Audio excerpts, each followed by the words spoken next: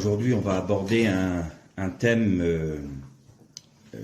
assez compliqué à cerner, parce que comme nous le dit la parole, il y a des mystères dans la Bible. Les mystères ne peuvent être appréhendés, ne peuvent être abordés que si nous avons une révélation du Saint-Esprit. Alors parmi les mystères, il y a le mystère du mariage, le mystère de l'Église, l'Église avec le Christ, le mystère de Dieu, et le thème d'aujourd'hui, le mystère de la Trinité.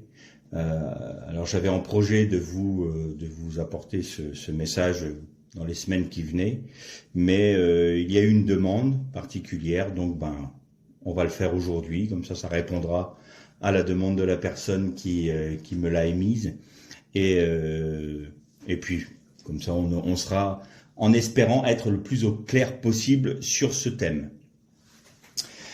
La Trinité est un sujet qui a été un fort sujet de controverse dans l'Église du 1er siècle. Les 5 premiers siècles ont été mouvementés par cette question de la Trinité. Il faut savoir qu'au 3e siècle, vous avez eu 2 gros courants qui ont vu le jour, qui étaient des courants hérétiques. Ça a été reconnu comme hérétique. Pourquoi? Alors le premier, c'était un moine qui avait le nom d'Arius, et ça a donné l'arianisme qui nie la divinité de Jésus.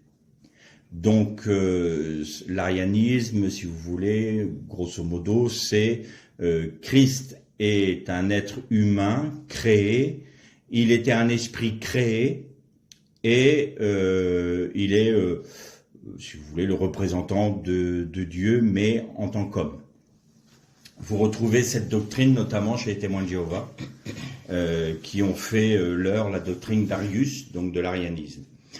Pour contrecarrer, entre guillemets, cette doctrine, vous avez un autre moine, Salverius, qui lui a défendu l'idée que la Trinité n'existait pas, mais que Dieu était un, mais que les 3 entités, Esprit Saint, Messie et Père, ou Fils et Père, n'étaient que des représentations ou des formes que Dieu prenait à des temps voulus. On peut prendre l'exemple, pour essayer d'imager ça, à de l'eau. L'eau peut être en 3 états: liquide, solide, gazeux. Donc c'est une même entité, c'est de l'eau, mais sous 3 aspects différents. Donc il défendait l'idée que Dieu était une seule et même entité, mais qui se révélait de diverses manières. Ça a amené à une autre hérésie qui est les unitariens. Qu'est-ce que les unitariens? C'est Christ seul, Jésus seul. C'est-à-dire que le Dieu de l'Ancien Testament n'est pas valide, le Saint-Esprit, tout est mélangé, et c'est Jésus seul. Alors, ça a repris une recrudescence dans le protestantisme de la Réforme. Le protestantisme de la Réforme, c'est évident, puisque le protestantisme est forcément de la Réforme. Et donc, vers les années 1774, en Angleterre, les écrits de Salverius ont revu leur lettre de noblesse se mettre au devant de la scène, et il y a eu cette propension de dire que Jésus seul, à tel point que on en arrivait à dire que le baptême au nom du Père, du Fils et du Saint-Esprit n'était pas valide, et qu'il fallait se refaire baptiser au nom de Jésus seul. Et donc il défendait cette thèse-là sur le fait que dans le livre des Actes, il est marqué « Avez-vous été baptisés au nom de Jésus ?» ou « Ils baptisèrent au nom de Jésus ». Donc, dans cette idée-là, il y avait un seul Dieu qui se manifestait de différentes manières, et qu'il fallait donc le baptême au nom de Jésus seul. Et aux États-Unis, ça s'est répandu une petite dizaine d'années plus tard, et c'est revenu en Europe au XXe siècle, et ça a fait d'énormes dégâts dans les églises, notamment de Pentecôte, parce qu'il y a eu des scissions et des divisions dans les églises, parce qu'ils prônaient le fait qu'il fallait se refaire baptiser au nom de Jésus seul, et non pas au nom du Père, du Fils et du Saint-Esprit. Donc ils ont amené du trouble sur ce fait-là. Donc, toutes ces thèses-là avaient été vues déjà pendant les 5 premiers siècles de l'Église, où les apôtres et les exégètes s'étaient penchés sur la question, les pères de l'Église également, pour essayer de voir ce que la Bible disait, ce que la Torah disait concernant cet aspect-là. Et donc on a eu une première, un concile qui a permis de revoir toutes ces questions-là. Et donc c'est le concile de Nicée-Constantinople. Tout le monde connaît le symbole de Nicée-Constantinople, où il est dit que nous croyons en un seul Dieu, le Fils non créé mais engendré, et l'Esprit Saint. Donc ça, en 325, vous avez le symbole de Nicée-Constantinople qui a été édité par l'Église quand ils se sont réunis en conseil pour savoir ce qui était doctrinalement juste concernant les Écritures. Ce symbole de Nicée-Constantinople a été reconfirmé au Conseil de Chalcédoine en 451, et à partir de là, il n'a plus été question d'unitarisme ou d'arianisme, où il était évident que la Trinité était une chose biblique et fondée bibliquement. Or, aujourd'hui, qu'est-ce que l'on constate ? Alors l'arianisme, oui, avec les témoins de Jéhovah, mais on voit que beaucoup de personnes, et notamment un des dangers, c'est les personnes qui veulent retourner, comme je l'ai fait à l'hébreu, vont avoir une tendance à retourner dans l'unitarisme. Pourquoi ? Parce que le judaïsme aujourd'hui critique les trinitaires en disant que nous avons 3 dieux, que nous avons fait 3 dieux. Alors là, on va bien s'expliquer. Et donc, en reprenant l'hébreu, en reprenant des textes, notamment sur le schéma Israël, Shema Israël, alors écoute Israël, l'Éternel est ton Dieu, l'Éternel est un, il part du principe que l'unitarisme est la bonne doctrine, puisque elle est conforme à ce texte, notamment de Deutéronome.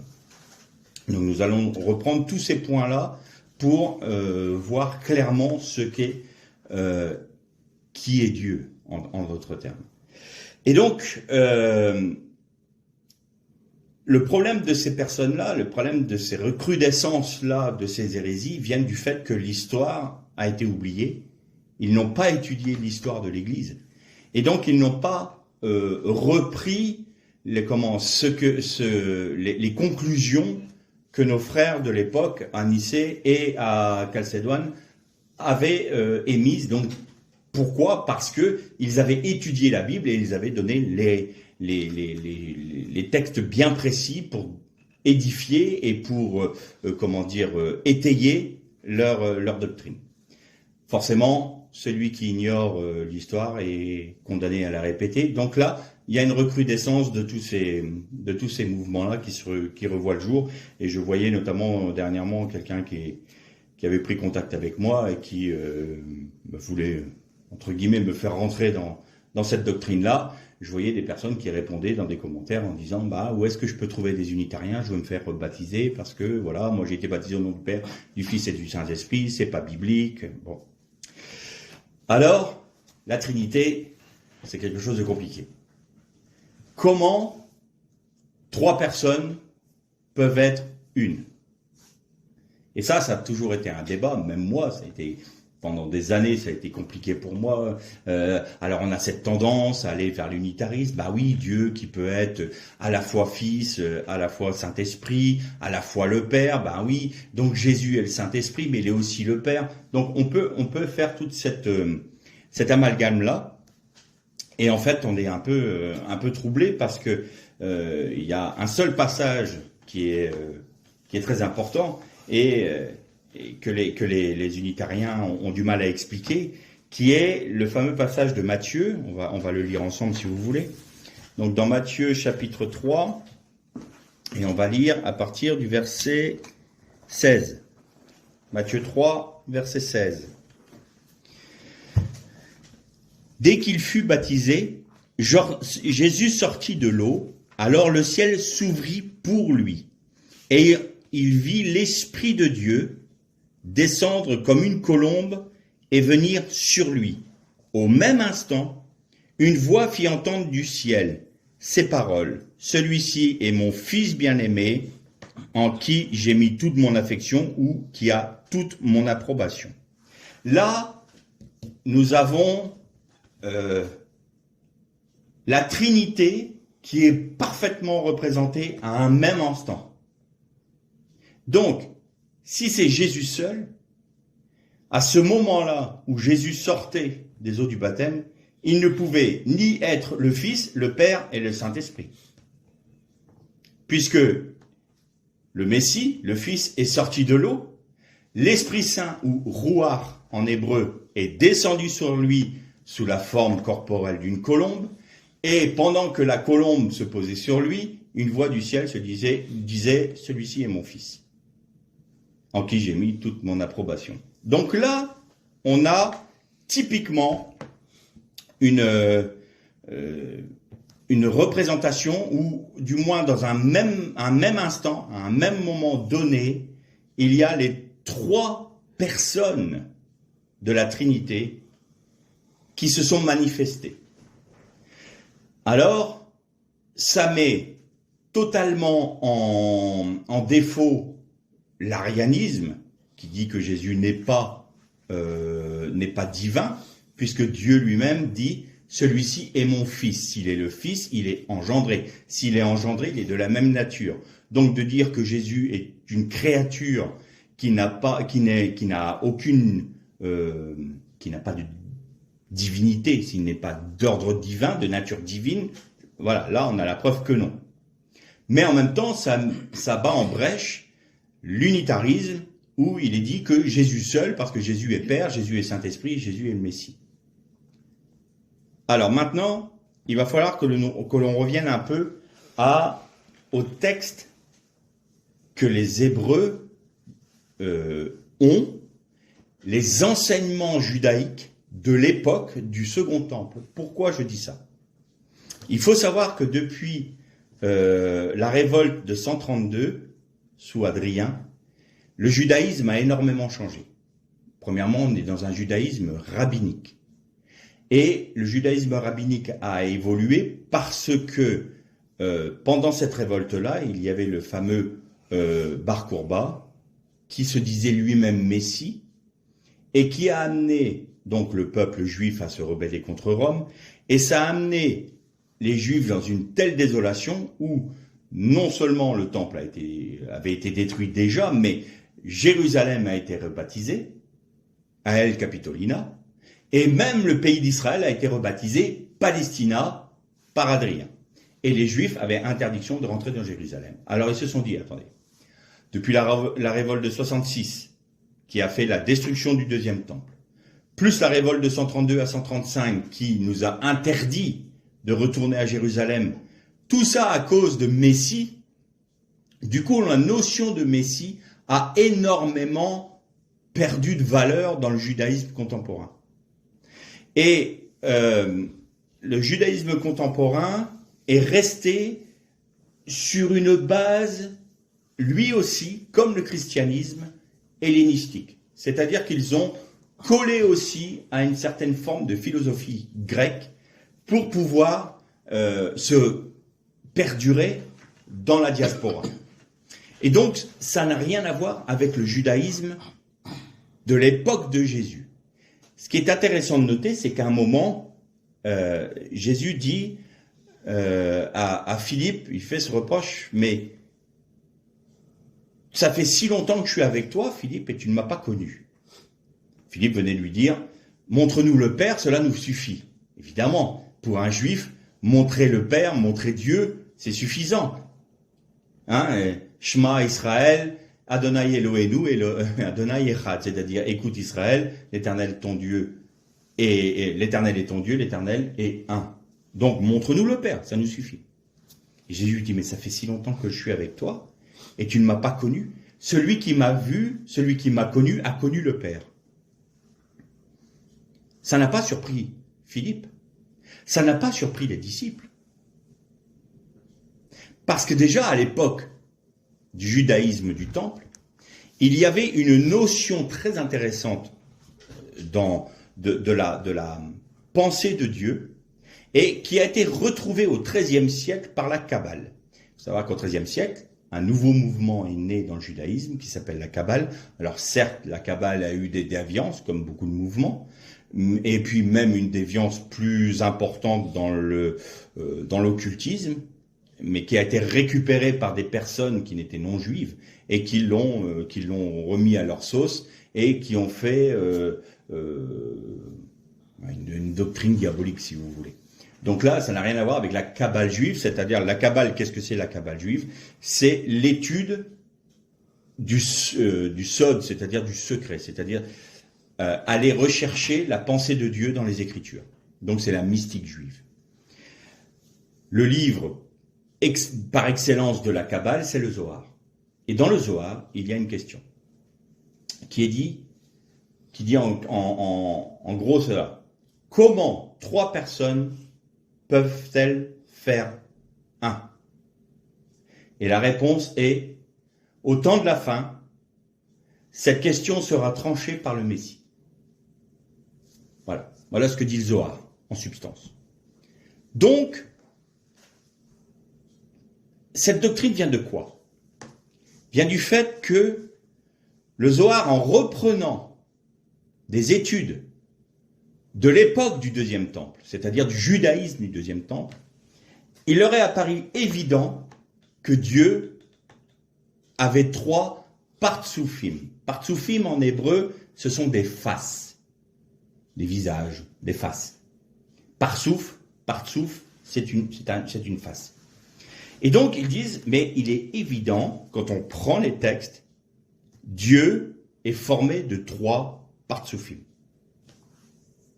D'où la question. Comment 3 partsoufim peuvent-elles faire un seul être? Cela nous sera révélé quand le Messie sera venu. Voilà ce que dit le Zohar. Et voilà ce que disait le judaïsme de l'époque du temps de Jésus. Et de l'époque du temps du Second Temple. Donc, c'est sur une longue période. Donc, vous voyez que le judaïsme d'aujourd'hui va nier cela et va prendre à partie le christianisme en le disant, oui, mais vous êtes des païens parce que vous avez 3 dieux.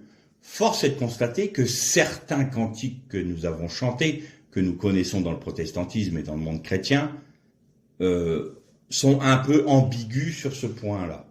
Il y a des moments, comme des personnes qui ont écrit des cantiques n'étaient pas très au clair sur cet aspect-là, ça a pu donner cette impression qu'il y avait 3 dieux.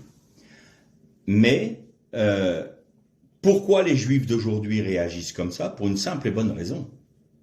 C'est que le christianisme les a persécutés pendant 2000 ans, et continue à le faire d'ailleurs. Et donc en réaction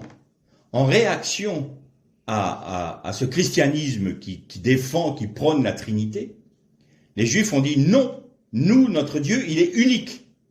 La preuve, le Shema Israël, l'Éternel, ton Dieu, est un.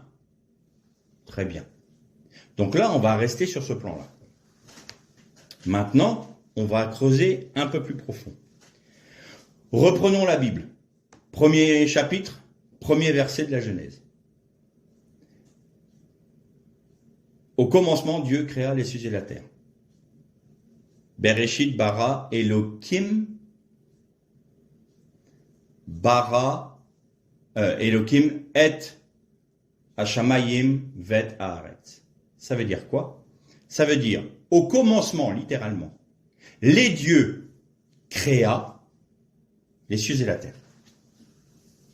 Elohim est un pluriel, mais pas n'importe quel pluriel. Vous avez je vous en ai déjà parlé de ça dans l'hébreu, il y a plusieurs pluriels. Il y a le pluriel qui va jusqu'à 2, qui se finit par aim. Donc, vous avez par exemple raglaim, ça, ce sont les pieds. Vous avez ayadaim, ce sont les mains. Ça se finit en aim. Et c'est la raison pour laquelle on sait qu'il y a 2 Jérusalem, parce que c'est Yerushalayim. Donc il y a 2 Jérusalem. Bien. Et vous avez le pluriel qui va au-delà de 2. Donc ça commence à 3. Et là, ça se termine en im. Et donc là, dans le texte que l'on vient de lire de la Genèse, c'est Bereshit bara Elohim, pas Elohim.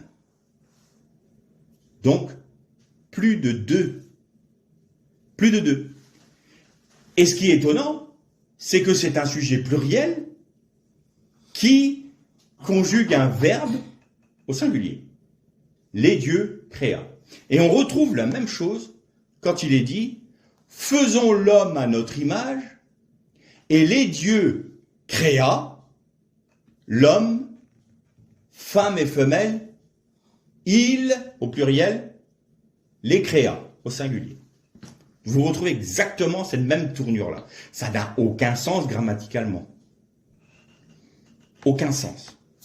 Alors, évidemment, si nous on se pose des questions, pensez donc que les Hébreux se sont posés les mêmes questions. Pourquoi? Et c'est la raison pour laquelle le Zohar dit, et que la Kabbale met en reprenant des enseignements de l'époque du Second Temple, dit il y a 3 partsoufim. Pourquoi minimum 3? C'est simple. Parce que dans Ésaïe, il est dit Saint, Saint, Saint est l'Éternel. Donc il y est 3 fois Saint. S'il est 3 fois Saint, c'est qu'il a 3 faces. C'est qu'il a 3 partsoufim. Puisque c'est plus que 2, parce que c'est le Elohim, et que Ésaïe dit Saint, Kadosh, Kadosh, Kadosh, Elohim, c'est même Yud Ke Vav Ke, eh bien, il est forcément à 3 partsoufim. Qu'est-ce que ça veut dire d'avoir 3 faces? Ils ne comprennent pas. Ils ne le saisissent pas parce qu'ils se disent, bon, ça, c'est quand le Messie viendra plutôt, alors là, nous aurons les explications. Très bien. Donc nous savons déjà que dans le judaïsme même, cette idée de 3 partsoufim, de 3 faces existe. Nous disons la Trinité, 3 personnes. Alors, les unitariens critiquent les trinitaires, on va parler comme ça, en disant que puisque nous utilisons un terme grec, c'est que forcément ça vient de la philosophie grecque. Donc ça n'a pas de valeur. Sauf que être, personne ou hypostase, parce que ça vient du grec hypostasis, hypostase, c'est quoi? C'est 3 personnes formant une unité de nature. C'est exactement ce que veut dire le mot hypostase.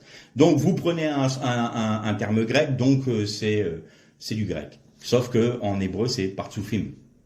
Partsoufim, c'est 3 faces. Il y a un autre point qui a intrigué les sages d'Israël. Quand vous lisez le Talmud, donc le Talmud c'est la Torah orale, donc c'est la tradition orale des Hébreux, c'est l'explication de la Torah écrite. Il est parlé d'un ange, c'est un envoyé, qui s'appelle Métatron. Métatron veut dire littéralement celui qui est assis sur le trône. Et vous aviez Philon d'Alexandrie, qui était contemporain de l'apôtre Paul, qui disait « Il est évident pour tout juif qu'il y a au minimum 2 trônes. Le trône de Dieu et le trône du Messie.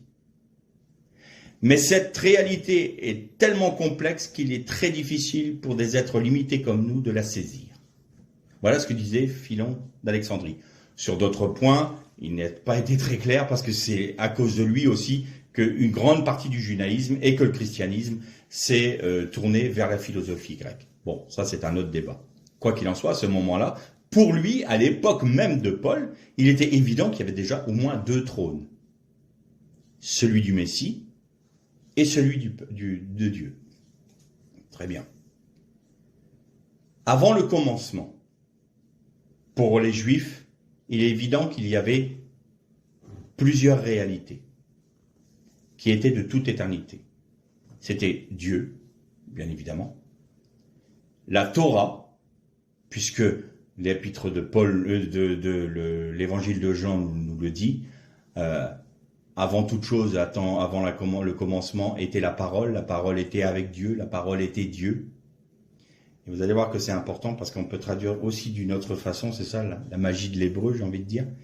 Donc il y a la Torah, il y avait le nom du Messie, et nous savons que le nom du Messie représente la personne même. Vous savez qu'un nom, c'est pas un acte d'état civil pour les Juifs. Le nom représente la personne et le rôle de la personne. Donc le nom du Messie et l'esprit du Messie. Donc là, l'ange dont il est parlé, c'est Métatron, qui a un autre nom, qui est l'ange de la face. Et je vous disais tout à l'heure qu'on pouvait traduire « la parole était avec Dieu, la parole était Dieu ». On peut traduire aussi « et la parole était tournée vers Dieu ». Et vous retrouvez cette notion de l'ange de la face. L'ange, pas comme un ange sous la forme de créature, mais comme envoyé. Donc l'ange de la face est celui qui regarde face à face l'Éternel, le Père. Alors là, les Juifs se disent, quel est cet être? Pourquoi le Messie est avant la création? S'il est avant la création, il est donc éternel. Et puis il y a un autre problème. Et c'est pour ça que le judaïsme d'aujourd'hui est un judaïsme qui a perdu de sa saveur. Pourquoi? Parce que, quelle est la nature profonde de Dieu? Sa nature profonde, c'est Dieu est amour. On est d'accord? Dieu est amour. Bien. Le sentiment, l'amour, qu'est-ce que c'est? C'est un mouvement, un élan d'un être vers un autre être. On est bien d'accord. Je ne peux pas aimer quelque chose qui n'existe pas. Je ne peux pas aimer si je suis dans le néant le plus complet. Parfait. À partir du moment où Dieu était, est et sera, il était de toute éternité avant la création. Si Jésus est une créature, si le Messie est une créature de Dieu, avant le commencement, Jésus n'était pas. Donc cette notion de parole, de Torah, et cette notion de Messie et d'esprit du Messie, non plus. Mais ça va plus loin. Si c'est la nature profonde de Dieu, d'être amour, Dieu est obligé d'exprimer cet élan vers un autre. Mais s'il est seul, vers qui allait cet élan? Avant le commencement. Vers qui allait cet élan d'amour du Dieu unique? S'il n'y avait rien.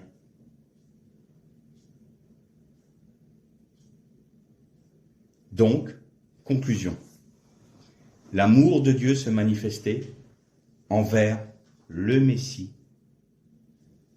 par l'Esprit. Je répète, l'amour du Père se manifestait envers le Fils par l'Esprit. Parce que l'Esprit les unit, l'Esprit est commun aux deux, et le lien qui les unit, le Père et le Fils, est le lien de l'amour. Si Dieu était une unité non plurielle, il ne pouvait pas être amour dès l'origine. Et le fait que les Juifs, pour contrecarrer la doctrine chrétienne de la Trinité, rejettent cet aspect de Dieu, eh bien, ils mettent beaucoup moins l'accent sur un Dieu d'amour. C'est plus le Dieu créateur. Et ils vont respecter les mitzvot, bon, ils vont respecter la loi, ils vont respecter les fêtes, ça c'est normal, ils sont juifs. Mais, malgré tout, dans le judaïsme, il n'y a pas de grâce. C'est du mérite. Vous respectez les mitzvot pour mériter. On va prendre une image. J'ai fait quelque chose de répréhensible selon la loi. Je suis jugé. Le juge n'a aucun besoin d'avoir de l'empathie pour moi. Il va juger mes actes au regard de ce que la loi dit.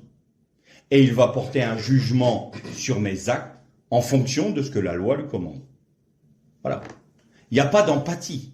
Il n'y a pas d'amour. Le juge va pas m'aimer parce que je suis là. Voilà. Il va dire, Monsieur Dehoux, vous avez fait telle chose qui est répréhensible selon le texte de loi, tel paragraphe, tel alinéa tant. Vous êtes condamné à tant. Voilà. Il a jugé. Si j'avais respecté la loi, ma récompense aurait été que je n'ai pas été condamné. Et donc, dans le judaïsme, c'est un peu ça. Dieu a édicté des lois, tu les respectes, t'es pas condamné, tu les respectes pas, t'es condamné. Il n'y a plus cette notion d'amour. Sauf que si on est dans une dimension où le juge a de l'empathie pour le prisonnier, ou pour le mis en examen, on va dire, il va dire d'accord, je sais que tu as péché, je sais que tu as fait une faute, je sais que tu as commis un larcin, mais il y avait une raison pour laquelle tu as fait ça. Je n'approuve pas parce que ça ne respecte pas la loi. Mais parce que j'ai compassion, je ne te condamne pas. Ça, c'est l'amour de Dieu.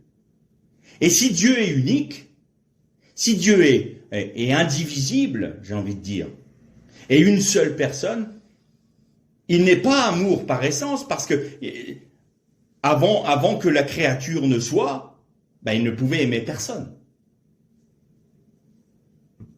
Je me suis fait comprendre. C'est complexe, mais il faut que les choses soient très claires.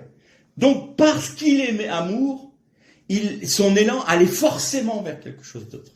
Vers un être de la même nature que lui, mais différencié de lui. Donc le Messie. Et l'Esprit Saint, qui est aussi la nature de Dieu, qui est de la même nature, est lui-même une personne. Alors maintenant, on va reprendre le texte. Echad. 1. Shema Israël. Adonai Eloheinu. Adonai Echad. Alors là, ça fait beaucoup les d'encre. Parce qu'on dit, la preuve que la Trinité, c'est une fausse doctrine, parce que Dieu est un. Oui. Mais Echad en hébreu, c'est un dans une pluralité. Si c'était Dieu et un, indivisible et unique, ça aurait été le mot Yeched. Ça n'a rien à voir. Et reprenez le texte où il est dit, et Dieu créa, l'homme et la femme et femelle, homme et femme, il, au pluriel, les créa. Et vous voyez que quand Adam prend la femme, il y a Dieu qui dit, et l'homme quittera son père et sa mère, il prendra la femme chez lui, et ils seront Echad.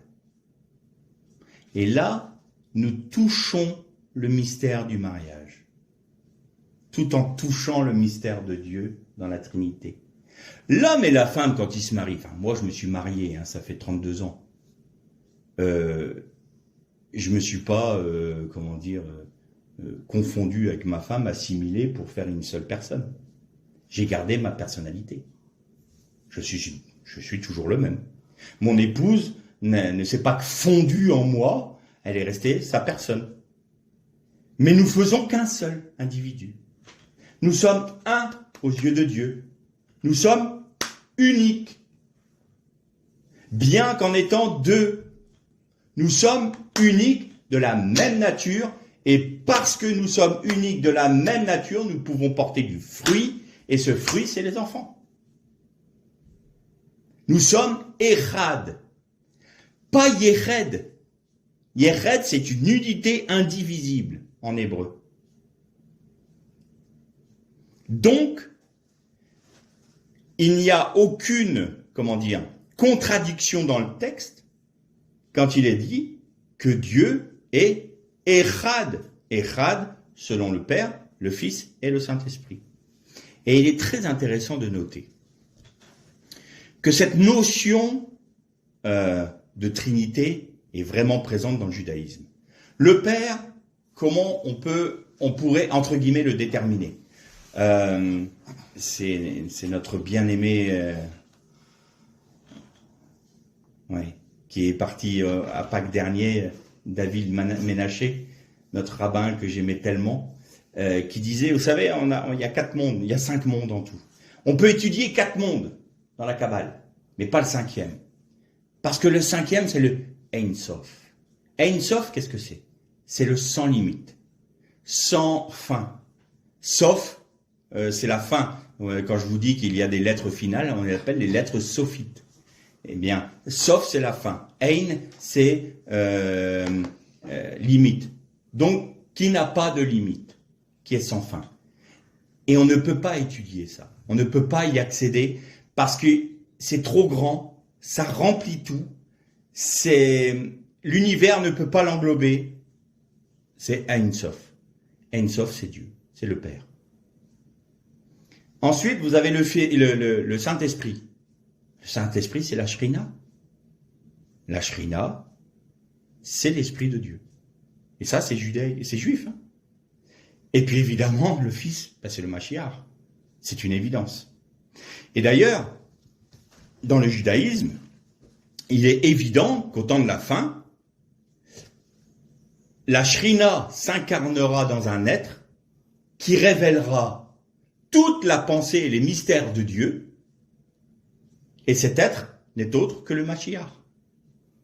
Vous avez dans Michée, dans Ésaïe, vous avez tous les textes des prophètes qui en parlent, et l'Esprit de Dieu repose sur lui, esprit de puissance, esprit de sagesse, esprit d'intelligence. Voilà. Un rejeton sortira de toi. Donc cette notion-là existe dans le judaïsme. Mais le judaïsme, j'ai envie de dire, du temps du Second Temple. Pas le judaïsme d'aujourd'hui.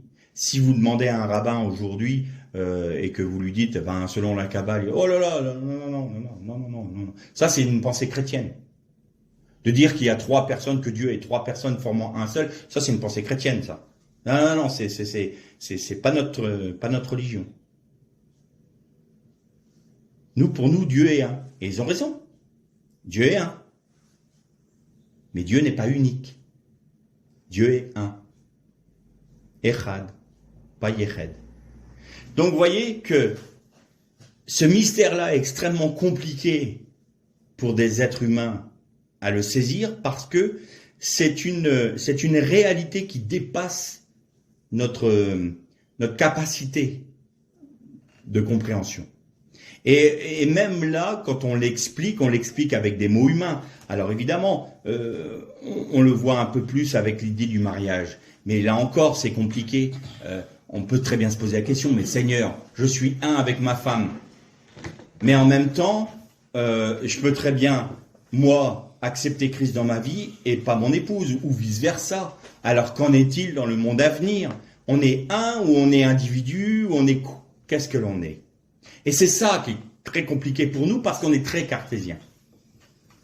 Il y a la notion d'individu, mais des individus qui sont unis par l'amour forment une seule entité. C'est ça que Dieu voit. Et donc, vous notez une chose. Dieu, le lien qui unit le Saint-Esprit, le Père et le Fils, c'est l'amour. L'homme et la femme, c'est quoi? C'est une unité d'âme, une unité d'esprit et une unité de corps. C'est l'amour, le véritable amour. Hein. Pas la consommation que l'on a aujourd'hui dans notre société où on consomme des corps. On n'est plus en train de s'unir parce qu'on s'aime. Les deux égoïsmes qui s'unissent, qui font un bout de chemin ensemble, pour moi, c'est pas de l'amour. On a appris à se connaître, on a une âme identique, on voit bien qu'il y a un lien, l'âme, l'esprit, le corps, voilà, ça c'est l'amour. Et donc, Echad, c'est ce que nous formons. Et le lien qui unit le Père, le Fils et le Saint-Esprit est le même lien qui unit l'homme et la femme, normalement. Et Echad a pour valeur numérique 13. Il y a un autre mot dans la Torah qui a la même valeur numérique. C'est Ahava.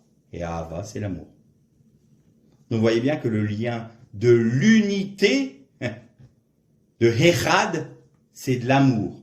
Donc si Dieu est Echad, il était forcément amour. Mais s'il est amour, il faut qu'il puisse aimer quelqu'un. Donc le Messie et l'esprit du Messie étaient là. Alors, pour terminer, je vais très succinctement parler de chaque personne. Mais on pourrait faire des études pour chaque. On pourrait prendre le Père, le Fils et le Saint-Esprit. Mais on va juste pour bien différencier les personnes. On a vu un peu ce qui était le Père. Le Père, c'est le Créateur, c'est l'infini, c'est Ein Sof, c'est l'insondable, c'est on ne peut pas accéder à Dieu s'il ne se révèle pas à nous. Bien. Le Messie est pleinement Dieu parce qu'il est l'ange de la face, mais il est aussi dans les cieux appelé le Fils de l'homme. C'est-à-dire que quand les dieux, d'ailleurs, juste une petite parenthèse, avant de créer l'homme, Dieu dit « faisons l'homme à notre image ». C'est-à-dire le Père se tourne vers le Messie et dit « faisons l'homme à notre image, faisons l'Adam à notre image ». Il ne parlait pas à un ange. Les anges n'ont pas eu part à la création. Ils n'ont pas eu part à la création, les anges. Qui était avant la création? Le Messie, l'esprit du Messie et la Torah. Mais la Torah, c'est le Messie. Vous voyez? Et donc, faisons l'homme à notre image. Et le Messie, il était déjà le Fils de l'homme. Il représentait cette créature qui allait être auprès de Dieu, tout en étant Dieu lui-même. Je me fais comprendre? Il était Fils de l'homme. Quand il est dans les cieux, le Messie est Fils de l'homme. Et quand il est venu s'incarner sur la terre, c'était le Fils de Dieu qui est descendu sur terre. Et donc, le Saint-Esprit s'est incarné dans notre humanité. Il était homme et pleinement homme, et il était Dieu pleinement Dieu.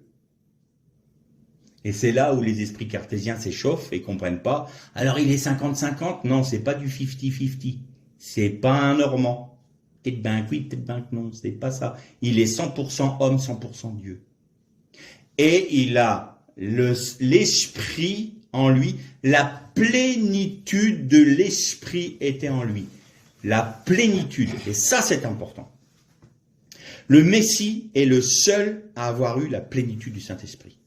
Vous notez que pour les dons, pour les ministères, Paul dit « Et Dieu donne à chacun selon la mesure de l'esprit qui lui revient. » Je ne sais pas les mots exacts, mais c'est la pensée. Donc nous avons tous, nous, ici, une part de l'esprit. Mais cette part de l'esprit nous remplit. Le Messie est sans limite pour le Saint-Esprit. Puisqu'il est Dieu, pleinement Dieu, il est Ein Sof pour le Saint-Esprit. C'est-à-dire que le Saint-Esprit peut prendre dans sa plénitude toute sa place en lui. Mais nous sommes limités et nous pouvons avoir qu'une part de l'Esprit. Mais cette part de l'Esprit nous remplit. Bon, prenons une image. Vous avez une énorme bassine, puis vous avez des petits pots. Ben, la plénitude de la bassine, elle contient tout. Mais vous pouvez mettre dans les petits pots une partie de ce qui contient la grande bassine. D'accord? Les petits pots sont tous remplis. Mais c'est pas la plénitude de la bassine. Voilà ce que je veux dire. Donc, le Messie est Ein Sof quant au Saint-Esprit. Et nous sommes remplis du Saint-Esprit, mais selon la mesure de notre contenance. On parle comme avec des hommes, hein, je fais ce que je peux. Et donc, c'est ça, le Messie. Et le Messie, quel était son but? Quel est son but au Messie? Le but du Messie, c'est de révéler Dieu, de révéler le Père, de révéler la nature de Dieu à travers lui par le Saint-Esprit. Voilà le Mashiach. Et le Messie est une chose et autre chose aussi. Il est celui par qui et pour qui tout a été créé. Parce que Bereshit, c'est B, roche. C'est par la tête, tout a été créé. C'est-à-dire qu'il est celui qui a, à l'origine de la création, pour qui il y a eu la création, et cette création s'est faite par un agent qui est le Saint-Esprit. Le Saint-Esprit voleté au-dessus des eaux. C'est le Saint-Esprit qui, par son action, produit ce que le Messie est. Et le Saint-Esprit procède du Père et il procède du Fils. Il est l'agent qui est l'agent qui va agir, j'ai envie de dire. Mais c'est le Messie qui révèle la pensée de Dieu. C'est la raison pour laquelle Jésus répondait à Philippe, ça fait tant de temps que je suis avec toi, tu ne m'as pas connu. Tu n'as pas vu que le Père est en moi, que je suis dans le Père, que nous sommes un. L'Esprit t'a pas révélé ça encore? Demande-lui, il va te le révéler. Et c'est pour ça que Jésus disait aussi à ses disciples quand il est parti, il dit, il est avantageux pour vous que je m'en aille parce que vous allez recevoir le Paraklétos. Paraklétos, c'est l'avocat, c'est plus un avocat. Alors souvent on a traduit par le consolateur. Mais c'est plus que ça, c'est l'avocat, un conseiller, c'est celui qui nous conduit, celui qui nous guide, c'est un guide, voilà. Et donc il va prendre tout ce qui est de moi, dit Jésus. Il va prendre tout ce qui est du Messie et il va vous le révéler. Ça, c'est l'action du Saint-Esprit. Et l'action du Saint-Esprit agit à travers quoi? À travers donc la parole. Le Saint-Esprit est celui qui s'est saisi de la parole pour créer. Donc il s'est saisi du Messie pour créer. Vous allez voir un peu que ça va plus loin qu'on ne pense. Et c'est celui par qui tout subsiste. Dans le psaume 104, vous lisez le psaume 104, vous avez toute la création. C'est mis de manière poétique. Tu créas les cieux, la terre, tu créas l'homme, les végétaux, les arbres, et puis les animaux. Et il est dit, et ta rouar, c'est intéressant de noter que rouar en hébreu c'est féminin. La shrina c'est féminin. Et ta rouar remplit tout être. Donc ton souffle remplit tout être. Ton souffle se retire et l'être retourne à la poussière. Ton souffle revient dans ses narines et il renaît. Et il y a cette notion de faire subsister la création. Le Saint-Esprit est celui qui révèle Dieu en se saisissant de ce que le Messie a accompli et en saisissant ce que le Messie est, la nature du Messie, c'est-à-dire la parole, pour non seulement révéler Dieu, mais faire subsister la création. Les physiciens aujourd'hui sont arrivés au point où on parle de cette fameuse particule de Dieu, c'est-à-dire qu'on a coupé les atomes, on a coupé les quarks, on est arrivé à la plus petite, on dit particule, et ils ont constaté une chose, c'est du vide, il n'y a rien. Ou plus ou moins, plus précisément, il n'y a pas rien. La plus petite particule qui forme toute la création est un concentré d'informations. Et comme c'est un concentré d'informations, c'est un concentré d'énergie. Qu'est-ce qu'il nous dit l'auteur aux Hébreux? Je ne me rappelle plus exactement le texte, mais je vais vous donner la pensée. Et maintenant, par la foi, nous saisissons la création qui a été faite de choses invisibles. C'est rien. Moi, je ne suis rien. La table ici n'est rien. Nous ne sommes rien. Nous sommes un concentré d'informations et donc un concentré d'énergie. Et la parole est cette information. La parole est ce concentré d'information. Et l'énergie que dégage la parole de Dieu a produit le Big Bang, a produit la création. Dieu dit, et la chose s'accomplit. Parce que dans l'information, il y a l'énergie créatrice de Dieu. Et le Saint-Esprit est celui qui articule tout cela. Et c'est la raison pour laquelle il nous faut être remplis du Saint-Esprit pour parler, pour prier, pour intercéder, pour agir. Pourquoi? Pourquoi selon le Saint-Esprit? Parce qu'il est le seul à pouvoir nous donner ce souffle de vie. Le Saint-Esprit, il est associé à la vie. Si je prêche sans le Saint-Esprit, mon prêche est vide. Si j'agis sans le Saint-Esprit, mon action est vide. Si je prie sans être inspiré par le Saint-Esprit, ma prière est vide. Parce que la vie se trouve dans les courants de l'Esprit.